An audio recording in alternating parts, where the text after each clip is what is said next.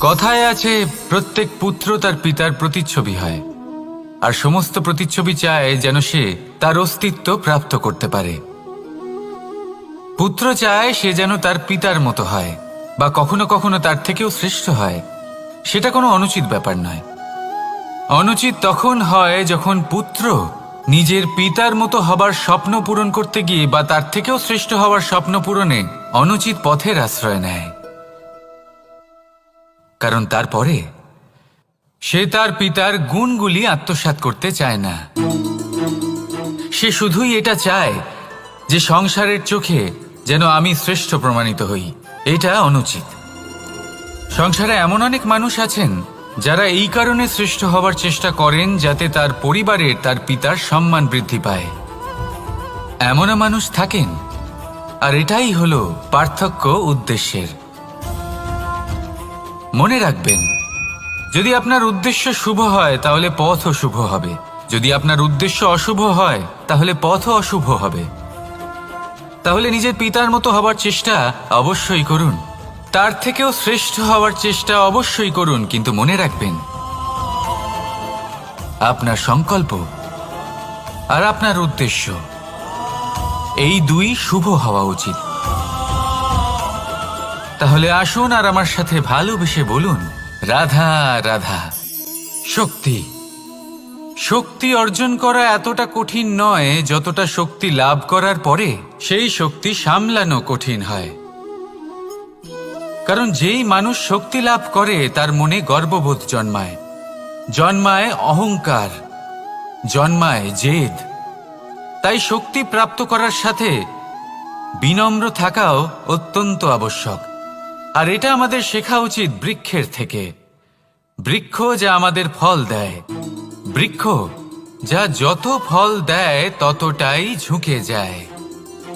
আমরা পাথর মারি ওই বৃক্ষের থেকে ফল প্রাপ্ত করার জন্য। সেই পাথরের মার সহ্য করেও বৃক্ষ আমাদের ফল দেয়। কোনো গর্ববোধ নেই, কোনো অহংকার বোধ নেই, আর সেই জন্য এই বৃক্ষের পুজো করা হয়। এটাই হলো মাহাত্ম্য শক্তির সাথে বিনম্রতার। যদি এই শক্তি সৃজন করে থাকে, সাহায্য করে থাকে, সম্বল হয়ে থাকে, তবেই সেই শক্তি উপযুক্ত। আর নয়তো সেই শক্তি একদিন আপনাকে আসক্ত অবশ্যই করবে। তাহলে শক্তি অবশ্যই অর্জন করুন, কিন্তু তার সাথে সেই শক্তি সামলানোর মতো বিবেকও আপনাকে অবশ্যই জাগ্রত করতে হবে। তাহলে আসুন আমার সাথে ভালোবেসে বলুন, রাধা রাধা। শক্তি এক অত্যন্ত বিচিত্র বস্তু, বা বলতে পারেন অনুভূতি। পিতা সবসময় চান যেন তিনি তার শক্তি পুত্রকে সঁপে দিতে পারেন, যাতে সে শক্তিশালী হয়, যাতে তার মঙ্গল হয়। তার পুত্র সবসময় চায় যাতে সে পিতার সেই শক্তি লাভ করে, কিন্তু সেই শক্তি লাভ করার জন্য পুত্র হওয়া যথেষ্ট নয়, যোগ্য পাত্র হতে হয়। আসুন আপনাকে সহজে বোঝাই। যদি আপনি সুপাত্র হন আর আপনাকে শক্তি দেওয়া হয়, তাহলে আপনি সেই শক্তির গুরুত্ব বুঝবেন, কোথায় সেই শক্তি প্রয়োগ করা উচিত সেটা বুঝবেন। আর এটা যেহেতু অর্জন করা শক্তি হবে, সেই শক্তির অপব্যবহার হবে না। কিন্তু যদি এই আপনি কুপাত্র হন আর যদি আপনাকে এই শক্তি দেওয়া হয়, তাহলে কি হবে? দেখতে গেলে এই শক্তি আপনি দান হিসেবে পেয়েছেন, তাই না আপনি এই শক্তির গুরুত্ব বুঝবেন আর না এর প্রয়োগ আপনি জানবেন। তার অপব্যবহার হওয়া সুনিশ্চিত। তাই যদি আপনি কোনো শক্তি অর্জন করতে চান, তাহলে আগে তার যোগ্য হয়ে উঠুন। পুত্র নয়, পাত্র হয়ে উঠুন। আর আমার সাথে ভালোবেসে বলুন, রাধা রাধা। মানুষ নিজের জীবনে ঈশ্বরকে খুব মান্য করে, ওনার জন্য কি না করে। ভিন্ন ভিন্ন নামে তাকে স্মরণ করে, তাকে পুজো করে, তার আরাধনা করে। সে জানে যে ঈশ্বর তাকে শক্তি অবশ্যই দেবেন, তাকে সাহায্য অবশ্যই করবেন। কিন্তু যখন প্রশ্ন আসে গুরু এবং ঈশ্বরের, তখন গুরুর মান কখনো কম হওয়া উচিত নয়। কারণ সত্যি বলতে কি, গুরুই হলেন সেই সিঁড়ি যা বেয়ে আপনি ঈশ্বরের কাছে পৌঁছানোর পথ খুঁজে পাবেন। সেই পথ আপনি গুরুর থেকেই পাবেন। গুরু না থাকলে আপনি কখনো ঈশ্বর লাভ করতেই পারবেন না। আর জীবনে অনেক সময় লক্ষ্যের থেকেও অনেক বেশি গুরুত্বপূর্ণ হলো পথ। তাই এই পথের সম্মান করতে শিখুন, অর্থাৎ গুরুকে সম্মান করতে শিখুন, কারণ গুরুই হলেন পরমেশ্বর। তাহলে আসুন আর আমার সাথে ভালোবেসে বলুন রাধা রাধা। আপনার জীবনে আপনার প্রকৃত বন্ধু আসলে কে? আপনার সব থেকে শ্রেষ্ঠ মিত্র আসলে কে? তিনি যিনি সময় এলে পরে আপনাকে সাহায্য করেন, নাকি তিনি যিনি সময় এলে পরে আপনাকে অর্থ দেন? দেখুন, আমরা হলাম মানুষ, আমাদের জীবনে লেনদেন চলতেই থাকে। এটা আমাদের জীবনের অভিন্ন অংশ। কিন্তু অনেক সময় এমন হয় যে আমরা তাকেই নিজের প্রকৃত বন্ধু বলে মনে করি, যিনি আমাদের একটা বহুমূল্য উপহার দেন, ঠিক কিনা? এবার আপনার জীবনে সেই বহুমূল্য উপহার কোনটা, ওই অমূল্য মিত্র আসলে কে, সেই সিদ্ধান্ত হলো আপনার। কিন্তু যদি আপনি আমাকে জিজ্ঞেস করেন, তাহলে আমার মতে স্বর্ণ, হিরে, মুক্ত, ধন এগুলো বহুমূল্য নয়। বহুমূল্য হলো সঙ্গ, যখন আপনি একা হয়ে যাবেন; সময়, যখন আপনার তাকে প্রয়োজন হবে; সমর্পণ, যখন আপনার বিশ্বাসের প্রয়োজন পড়বে। যে মানুষ আপনার প্রতি এই 3 গুণ প্রদর্শন করেন, যিনি আপনার কঠিন সময়ে আপনাকে অবশ্যই সঙ্গ দেবেন, যখন আপনার প্রয়োজন পড়বে আপনাকে অবশ্যই সময় দেবেন, আপনার প্রতি সম্পূর্ণ সমর্পিত থাকবেন, সেই হলো আপনার আসল মিত্র, সেই হলো আপনার প্রকৃত বন্ধু। কারণ সত্যি বললে, বন্ধুত্বের অর্থই হলো নিজেকে সম্পূর্ণরূপে কারোর কাছে সমর্পণ করে দেওয়া। তাই আপনার সেই বন্ধুর জন্য নিজের প্রাণ উজাড় করে দিন, আর ভালোবেসে বলুন রাধা রাধা। নিয়তি। রাধা আমাকে বলে, কৃষ্ণ, যদি তুমি জানো যে নিয়তিতে কি আছে, তাহলে তাকে বদলে দাও না কেন? মহাদেব আমাকে বলেন যে শ্রীকৃষ্ণ, যদি আপনি এটা জানেন যে সাম্বের নিয়তি এটাই, তাহলে আপনি তাকে বদলানোর চেষ্টা কেন করেন? কেন?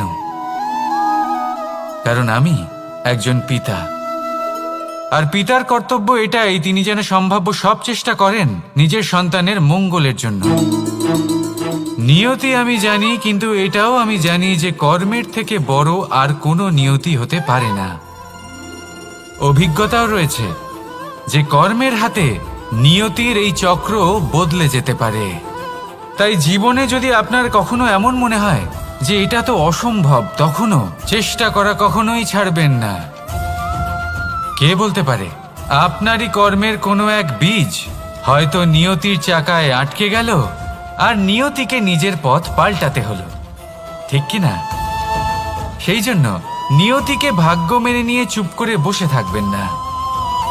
নিজের নিয়তি স্বয়ং নিজের কর্মের দ্বারা নির্ধারিত করুন, কারণ আপনার এই কর্মের ওপরেই আপনার অধিকার রয়েছে, আর এই অধিকারকে নিয়তি অনেক সময় সম্মানও করে। তাহলে আসুন আর আমার সাথে ভালোবেসে বলুন রাধা রাধা। অহংকার। অত্যন্ত বলশালী হয় এই অহংকার, মানুষকে কখনো নত হতে দেয় না। অদ্ভুত ব্যাপার, এই অহংকার যা মানুষকে কখনো নত হতে দেয় না, সেটাই তার পতনের কারণও হয়ে দাঁড়ায়। যেখানে মানুষ এটা ভাবতে শুরু করে যে শুধুমাত্র সেই যোগ্য, সেখান থেকেই তার পতনের আরম্ভ, ঠিক কিনা? দেখুন, যদি কোনো মানুষ এটা ভাবে যে আমি এই সব কিছু করতে পারি, তাহলে তা হলো বিশ্বাস।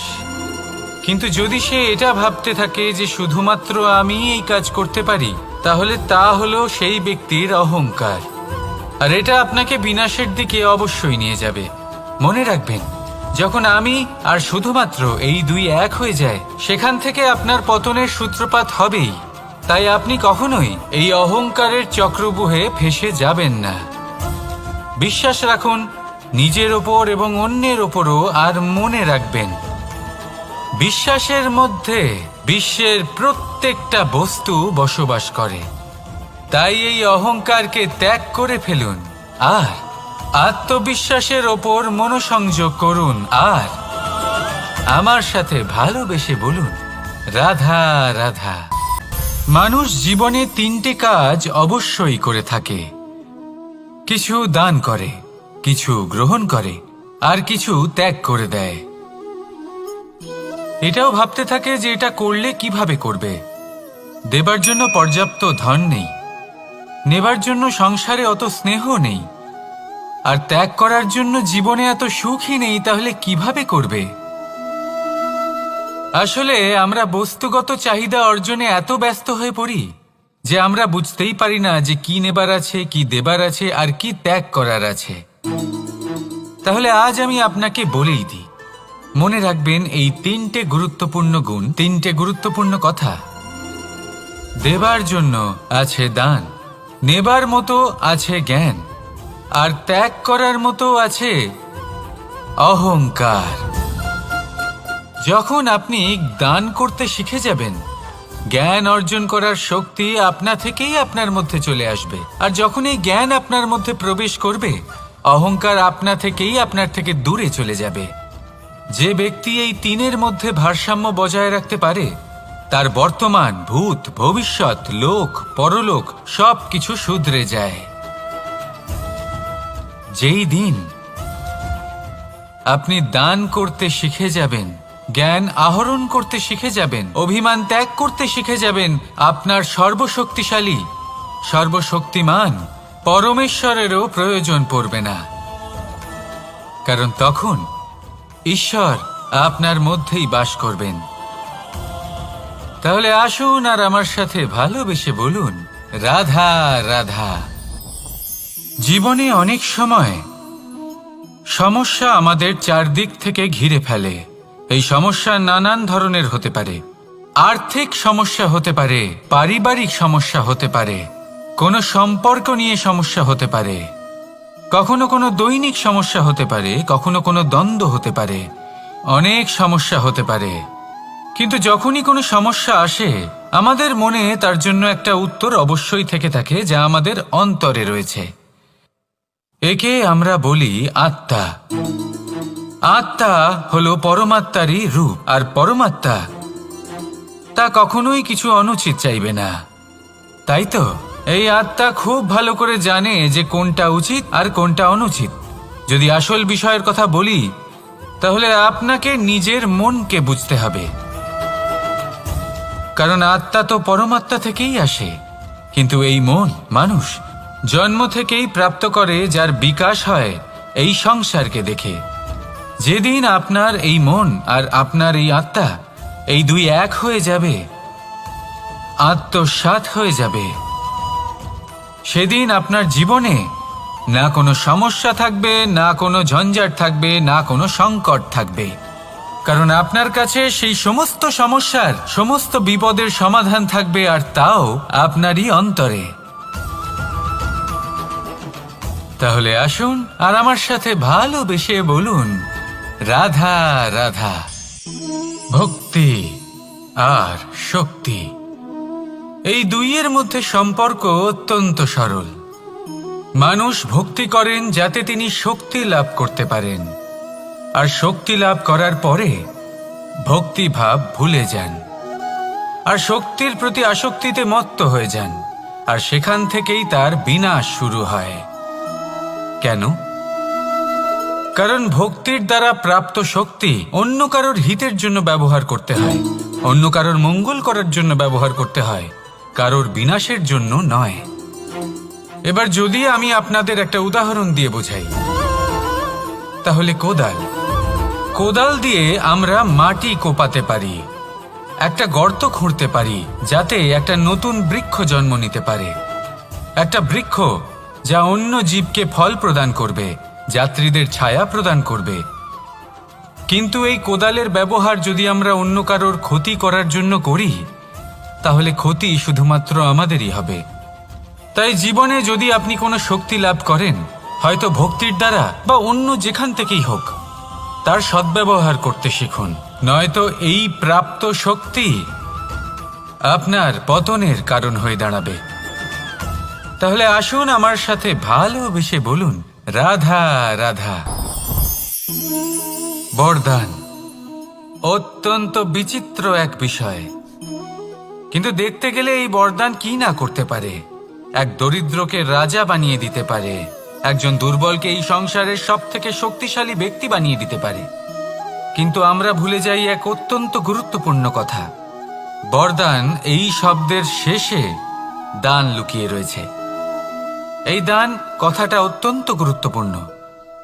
আমাদের মনে রাখা উচিত এই বরদান আমরা দানে পেয়েছি, আর তাই তার সম্মান করা উচিত, কখনোই অহংকার করা নয়। আর যে ব্যক্তি বরদান পেয়ে অহংকার করেন তার যা ক্ষতি হয় তা হলো এই বরদান তার থেকে কেড়ে নেওয়া হয়। বর অর্থাৎ শ্রেষ্ঠ, অর্থাৎ বরদানের অর্থ হলো একটা শ্রেষ্ঠ দান, এবং তার ব্যবহার যদি আপনি কারোর ক্ষতি করার জন্য করেন তাহলে ক্ষতি শুধুই আপনার হবে। তাহলে এই বরদানের সম্মান করুন, উচিত পথে চলুন, আর উচিত উদ্দেশ্য নিয়ে এর ব্যবহার করুন, সব কিছু ভালোই হবে। তাহলে আসুন আর আমার সাথে ভালোবেসে বলুন রাধা রাধা। পিতা আর পুত্রের সম্পর্ক অত্যন্ত মধুর হয়ে থাকে। পিতা স্বপ্ন দেখেন, তাকে পূর্ণ করার সকল সম্ভাব্য চেষ্টা করেন, কিন্তু তাও অনেক সময় ওনার স্বপ্ন অপূর্ণ থেকে যায়। তখন পিতা ভাবেন যে স্বপ্ন উনি পূর্ণ করতে পারেননি ওনার সন্তান তা অবশ্যই পূরণ করবে। যে স্থানে উনি কখনো পৌঁছতে পারেননি সেই স্থানে ওনার পুত্র অবশ্যই পৌঁছবে। পিতা নিজের সন্তানের ভবিষ্যৎ নিয়ে সেই স্বপ্ন দেখেন, আর যখন সেই সন্তান সামনে এগোতে থাকে তখন তার দুঃখ হয় না, বরং গর্ব হয়। ওনার ভালো লাগে এটা দেখে যে ওনার সন্তান অনেক উন্নতি করছে। কিন্তু যখন সন্তান নিজের অভিভাবকের শক্তি দেখে, তার যশ দেখে হিংসা করতে থাকে, সমস্যা সেইখানেই শুরু হয়। সেই জন্য সকল সন্তানকে এটা মনে রাখতে হবে, দেখুন, পুত্র হবার সুবাদে, এক সন্তান হবার সুবাদে এটা হলো আপনার অধিকার যে আপনি আপনার পিতার থেকে বেশি উন্নতি করবেন। আপনার পিতাও এটাই চান, কিন্তু সুস্থভাবে এটা করুন। একটা রেখা টেনে নিন যাতে আপনি তাতে এগোতে পারেন আর আপনার পিতার তাতে গর্ববোধ হয়, আর সেই বিষয়ে দুঃখ না হয় যে আমার সন্তান আমাকেই ছোট করার চেষ্টা করছে। ইতিহাস সাক্ষী রয়েছে, যে মানুষ অন্য কাউকে ছোট করার চেষ্টা করেছেন সেই মানুষই ছোট হয়ে গেছেন। আর আমার মনে হয় না আপনি এটা চান, কারণ কোনো একদিন আপনিও কারোর পিতা হবেন। আসুন আমার সাথে ভালোবেসে বলুন রাধা রাধা। সাথী, সাথী এই শব্দটির ব্যাখ্যা কে কিভাবে করে? মিত্র, সখা, বন্ধু, কিন্তু অর্থ একটাই। তিনি যিনি আপনার সঙ্গী হন আর তিনি যার সাথী আপনি হন। এবার সব থেকে বড় প্রশ্ন হলো এটাই যে তিনি কে হতে পারেন যাকে আপনি আপনার সাথী বলে মেনে নিতে পারেন, নিজের সখা, নিজের মিত্র, নিজের বন্ধু মেনে নিতে পারেন। আপনার সাথী হলেন তিনি যিনি দুঃখের সময় আপনার পাশে থাকবেন, আপনার হাত ধরে থাকবেন। আপনার সাথী হলেন তিনি যার হাত আপনি নিজের সুখের দিনে ধরে থাকবেন। সেই সাথীরই হাত ধরুন যিনি দুঃখে সবসময় আপনাকে সাহায্য করার জন্য তৎপর হয়ে থাকেন, আপনার পাশে থাকেন, আর যাকে সুখের দিনে আপনি আপনার সাথে রাখতে পারেন। আর যখন আপনার সাথে আপনার এই সাথী থাকবে তখন আপনি এটা বুঝবেন যে যখন জীবনে দুঃখ আসে তখন এই দুঃখ কমে যায়, সবার মধ্যে ভাগ হয়ে যায়। আর যদি তখন সুখ আসে তাহলে সেটা সবার উপস্থিতিতে আরো বেড়ে যায়। এটাই হলো প্রেম, এটাই হলো ভালোবাসা, এটাই হলো সঙ্গ, যেমন সম্পর্ক আমার আর রাধার মাঝে। তাহলে আসুন আর আমার সাথে ভালোবেসে বলুন রাধা রাধা। আমাদের মনে যখন কোনো প্রশ্ন ওঠে, কোনো দ্বন্দ্ব জাগে, তখন আমরা যাই আমাদের গুরুর কাছে, আমাদের আরাধ্যের কাছে গিয়ে জিজ্ঞেস করি। এইভাবেই একদিন আমি পৌঁছলাম আমার আরাধ্যের কাছে, আমার মহাদেবের কাছে, আর ওনাকে প্রশ্ন করলাম যে মহাদেব, জীবনে আনন্দ পাওয়ার, উৎসব পালনের, প্রেম ভাগ করে নেবার, জীবনকে উপভোগ করে নেওয়ার সর্বশ্রেষ্ঠ সময় কোনটা? মহাদেব হাসলেন আর উনি বললেন, জীবনে উৎসব পালনের সবথেকে শ্রেষ্ঠ দিন হল মৃত্যুর ঠিক আগের দিনটা।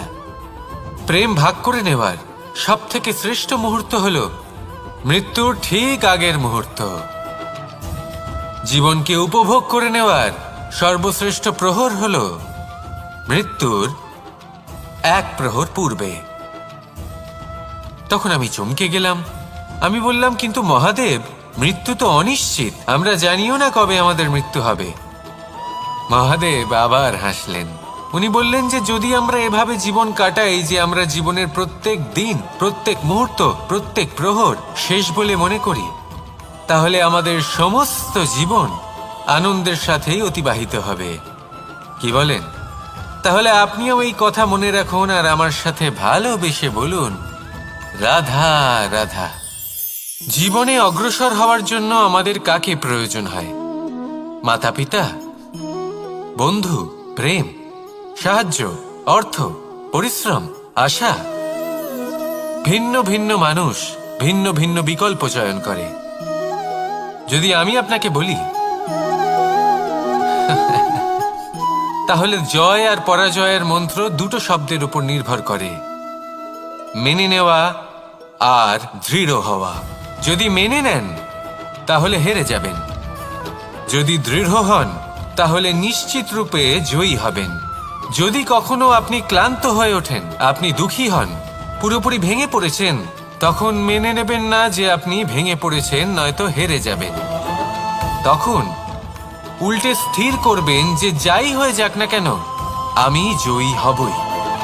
আর আপনি দেখবেন যে জয় নিশ্চিত রূপে আপনার কাছেই আসবে। তাহলে এই কথা মনে রাখবেন আর আমার সাথে ভালোবেসে বলবেন, রাধা রাধা। সময়, জীবন, কাল। দেখতে গেলে এই তিনটি শব্দ একটি শব্দেরই সমার্থক শব্দ মনে হয়, কিন্তু এই শব্দগুলির অর্থ কি সমান? কখনোই নয়। হ্যাঁ, এই সময় চলতে থাকে, জীবন চলতে থাকে, কালচক্র চলতে থাকে।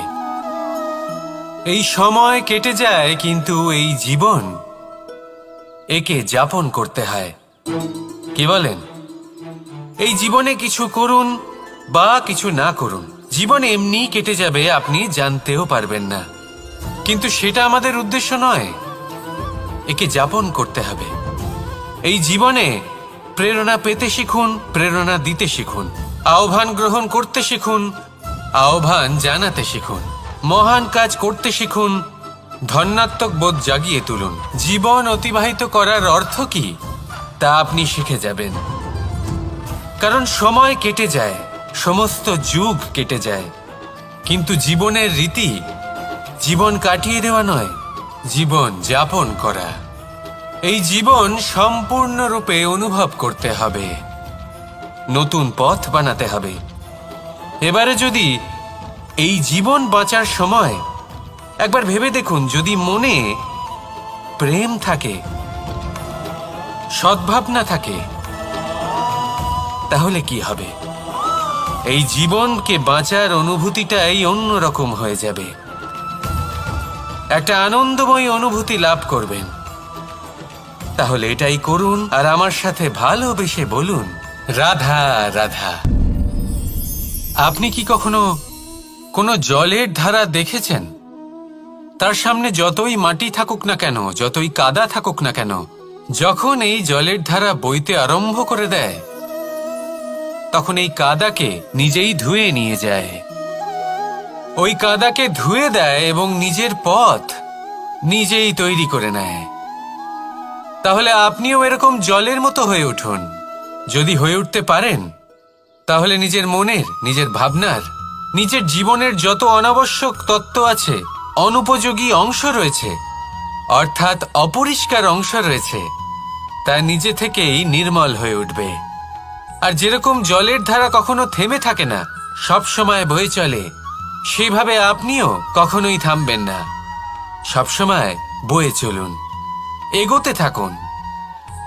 পথে যদি অনেক বিপদ আসে, সমস্যা আসে, থামবেন না, তার উপর নিরন্তর প্রহার করুন, নিরন্তর প্রয়াস করুন আর অগ্রসর হন।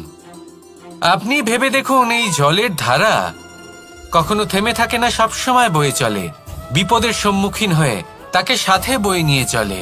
সেই জন্য জলের ধারা, প্রবাহমান এই ধারা, এর থেকে কখনো দুর্গন্ধ আসে না, এতে কখনো ময়লা জমতে পারে না, বরং পালিত হয় সুন্দর প্রাণবন্ত জীবজন্তু, যেমন সুন্দর ছোট মাছ।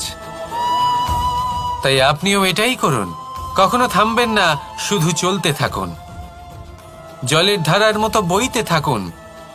আপনি আপনার লক্ষ্য অবশ্যই খুঁজে পাবেন, আর তার সাথে নিজের অন্তরের যে মালিন্য রয়েছে তা আপনি নিজেই নিজের থেকে দূরে করে দেবেন।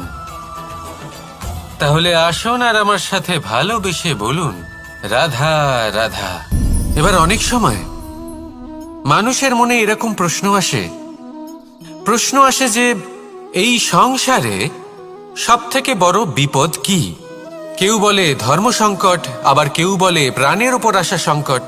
প্রত্যেক মানুষের জীবনে বিভিন্ন সংকট আসে, আর এই সমস্ত সংকট অত্যন্ত বিচিত্র হতে পারে। এই সমস্ত সংসার হলো সংকট দ্বারা পরিপূর্ণ। ঠিক আছে, আপনাকে একটা উদাহরণ দিই। একজন ধনী ব্যক্তি, এবার ওনার জীবনে সংকট কি হতে পারে? সংকট এটাই যে কেউ তার সম্পত্তি চুরি না করে নেয়, আমরা বুঝতে পারছি। এবার একজন চোর, তার জীবনে সংকট কি হতে পারে? যে চুরি করার সময় সে যদি তার একটা কাশি চাপতে না পারে, তাহলে সে ধরা পড়ে যেতে পারে, ঠিক কিনা? আবার অনেক সময় এমনও হয় যে যার জন্য আমি সংকট, সেও আমার কাছে সংকট। যেমন এই পরিস্থিতিতে দেখুন, সংকট হলো সংকট, এ তো জীবনে থাকবে, কিন্তু এর সম্মুখীন কিভাবে হওয়া যায়? খুব সরল, সব এটার ওপর নির্ভর করে, মনের ওপর। এই মনকে নিয়ন্ত্রণ করলে সব ঠিক থাকবে। এবার যদি ধনী ব্যক্তি মনকে নিয়ন্ত্রণ করে ফেলেন, নিজের অর্থের ব্যবহার শুভ কাজের জন্য, সমাজের সেবার জন্য বিকাশ করতে করেন, ওই অর্থকে একত্রিত করে না রাখেন, তাহলে চুরির সমস্যা, এই সংকট সেখানেই কেটে যাবে। এবার যদি কথা বলি সেই চোরের, তাহলে চোর যদি নিজের মনকে সংযত করে নেয়, যদি নিজের কর্মকে নিয়ন্ত্রণ করতে পারে, তাহলে এমন কোনো স্বর নেই যা ওকে ধরা পড়তে বাধ্য করবে। সেই জন্য জীবনে সংকট যতই আসুক, যত বড়ই সংকট আসুক না কেন, কবচ হলো একটাই, আর এই কবচের নাম হলো আত্মনিয়ন্ত্রণ। নিজের মনকে নিয়ন্ত্রণে রাখতে শিখুন। এটা নিজের জীবনে প্রয়োগ করে তো দেখুন।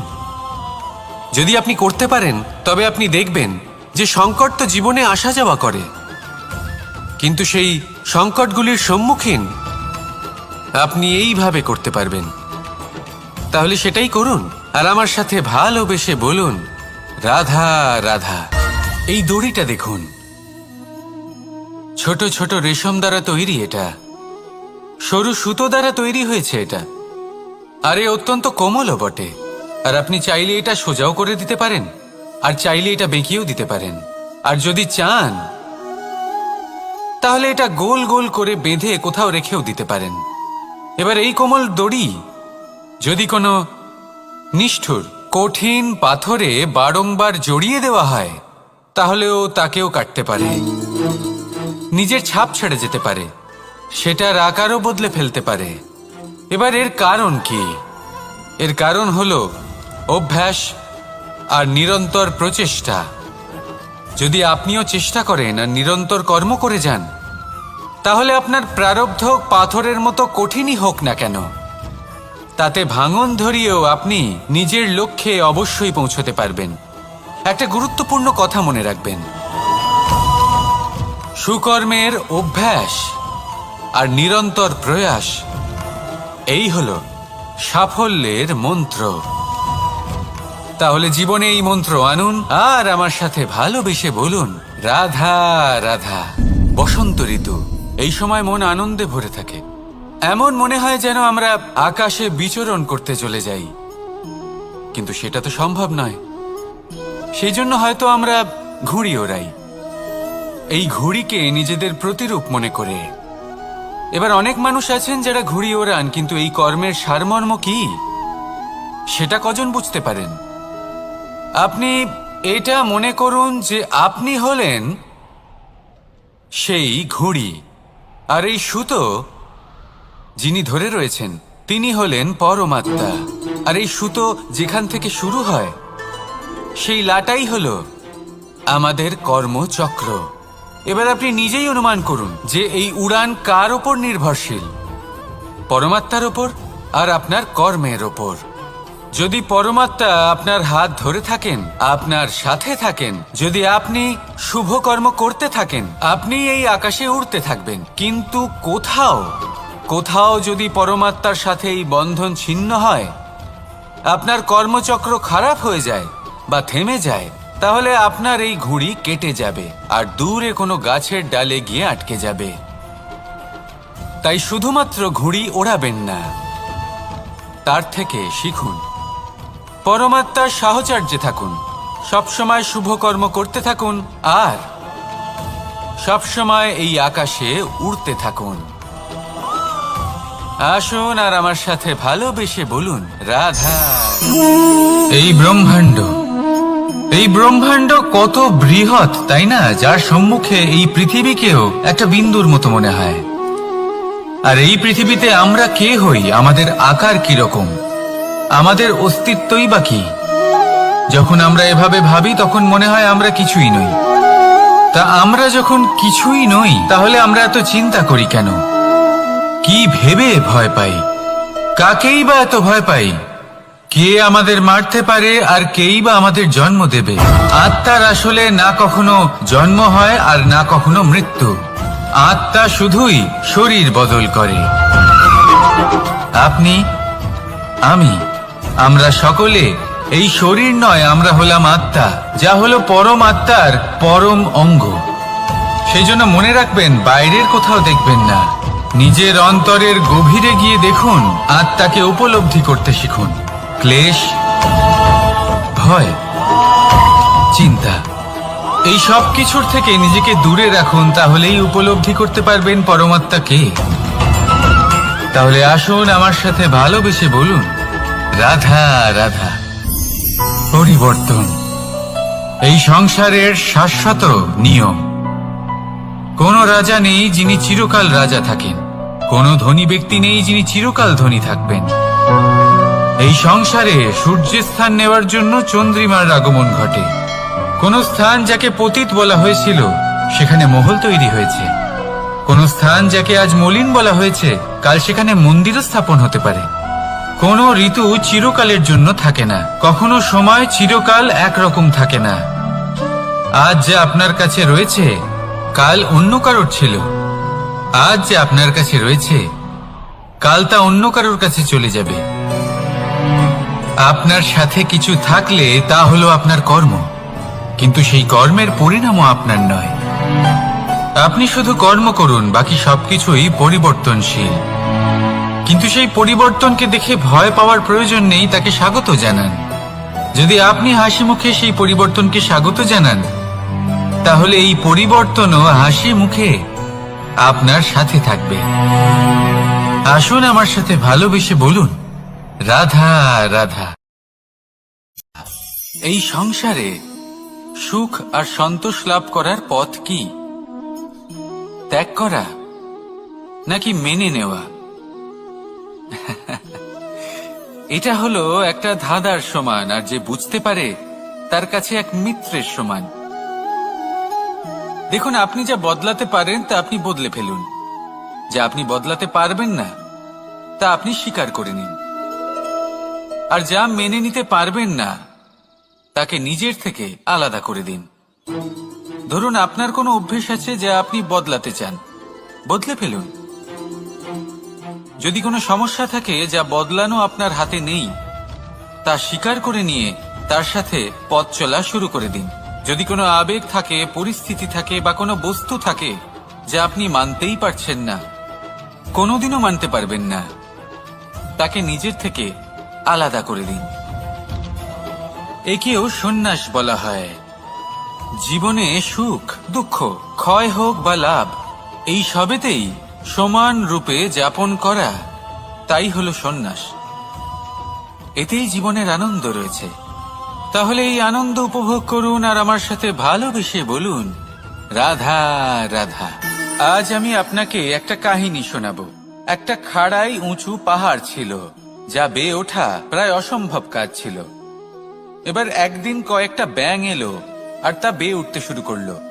আস্তে আস্তে প্রত্যেকটা ব্যাঙ মিলে লাফিয়ে লাফিয়ে ওপরে ওঠার চেষ্টা করছিল।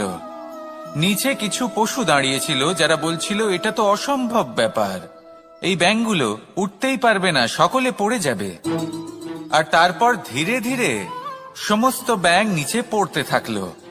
শেষ পর্যন্ত একটাই ব্যাঙ ছিল যে শিখরে পৌঁছতে পারল। জানেন সে কেন পারল? কারণ সেই ব্যাঙ বধির ছিল। সে কারোর কথা শোনেনি। ও স্থির করেছিল শিখরে পৌঁছতে হবে আর পৌঁছে গেল। এবার এটা কিন্তু আমাদের জন্য অত্যন্ত গুরুত্বপূর্ণ শিক্ষা। আপনি যদি জীবনে নিজের লক্ষ্য স্থির করে থাকেন, তাহলে এদিক ওদিক কারোর কথা শুনবেন না, শুধুই নিজের লক্ষ্যের দিকে অগ্রসর হন। কারণ সাফল্য আপনার প্রচেষ্টার দ্বারাই আপনি পেতে পারেন, অন্যের কথা দ্বারা নয়। তাহলে চেষ্টা করতে থাকুন আর নিজের লক্ষ্য প্রাপ্ত করুন। আর আমার সাথে ভালোবেসে বলুন, রাধা রাধা। এই সূচটা দেখুন, কতটা গুরুত্বপূর্ণ এই সূচ। ওর কতটা ভূমিকা রয়েছে, ও কত রকম ভাবে সাহায্য করতে পারে আমাদের। এর সাহায্যে যদি আপনি চান, তাহলে এক সাধারণ কাপড়কে আপনি পোশাকে পরিবর্তিত করতে পারেন। আপনি যদি চান, তাহলে অনেক ফুল একসাথে নিয়ে একটা মালা বানিয়ে ফেলতে পারেন বা অলংকার বানিয়ে ফেলতে পারেন। এর সাহায্যে আপনি বাড়িও সাজাতে পারেন। এ হলো অত্যন্ত গুরুত্বপূর্ণ জিনিস। কিন্তু আপনি ভাবুন, যদি এই সূচে এই ছিদ্রই না থাকে, যদি এর সাথে এই সুতোই না জোড়া যায়, তখনও কি এটা এতটাই গুরুত্বপূর্ণ থাকবে? কখনোই না। তখন এটাকে কাউকে কষ্ট দেওয়ার কাজে লাগানো যেতে পারে। দেখুন, একটা অত্যন্ত গুরুত্বপূর্ণ কথা আপনাকে মনে রাখতেই হবে। যে কোনো বস্তু একা তার গুরুত্ব হারিয়ে ফেলে, কোনো কিছুর সাথে তার সম্মান বেড়ে যায়, তার গুরুত্বও বেড়ে যায়। এটা মানুষের ক্ষেত্রেও প্রযোজ্য। যদি আপনি সামনে এগোতে থাকেন এবং একাই এগোতে থাকেন, তাহলে আপনি যাই করে নিন না কেন, আপনি সেই প্রেম, সেই সম্মান, সেই সম্বল পাবেন না। কাউকে নিজের সাথে নিয়ে চলুন, আপনারও মান বাড়বে। কাউকে তার যোগ্য স্থান দিন, আপনারও সম্মান বাড়বে।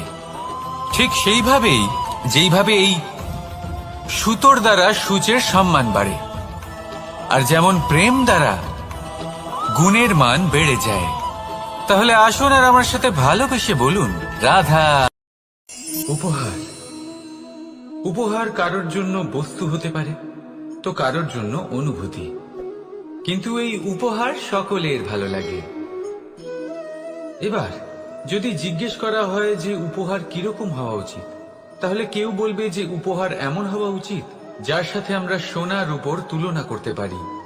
কেউ বলবে এমন উপহার হওয়া উচিত যা পেলে কারোর মন খুশি হয়ে ওঠে, সে আনন্দ উপভোগ করে। ব্যক্তি উপহার যা দিচ্ছে তা নির্ভর করছে তার আর্থিক অবস্থার উপরে। কিন্তু উপহার যাই হোক না কেন, তাতে একটা অনুভূতির অভাব কখনোই থাকা উচিত নয়। আর সেই অনুভূতি হল ভালোবাসার অনুভূতি। তাই মনে রাখবেন, ভালোবাসার থেকে বড় উপহার আর কিছুই নেই। আর যদি ভালোবাসার এই উপহার আপনি লাভ করেন, তার থেকে বড় আর কোনো সম্মান নেই। রাধা রাধা। কখনো কোনো বাচ্চাকে দেখেছেন? কত কিছু ঘটতে থাকে তার জীবনে। শৈশব থেকে বেড়ে ওঠা অবধি অসংখ্য অনুভূতি অনুভব করে সে। কখনো পড়ে যায়, কখনো আহত হয়, কখনো জ্ঞান লাভ করে, কখনো কষ্ট সহ্য করে তো কখনো আনন্দ উপভোগ করে, কিন্তু মনে রাখে সে শুধুমাত্র আনন্দের মুহূর্তগুলি। এবার শুধু একবার আপনার জীবনের প্রারম্ভের দিকে তাকিয়ে দেখুন, আপনার শৈশবে তাকিয়ে দেখুন। আপনি দেখবেন বেশিরভাগ যেসব স্মৃতি আপনার মনে আছে সেগুলি সমস্ত ভালো মুহূর্তের, খারাপ মুহূর্তের নয়। সেই জন্য শৈশব সব থেকে সুখী হয়, এতে নিশ্চিন্ত থাকা যায়।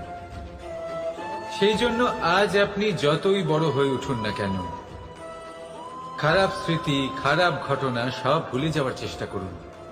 একবার খারাপ ঘটনা ভুলে যাওয়ার অনুভূতি আপনার হয়ে গেলে তখন মনে রাখবেন, যতই কঠিন পরিস্থিতির মুখোমুখি আপনাকে হতে হোক, তার মোকাবিলা করতে আপনি সক্ষম। রাধা রাধা।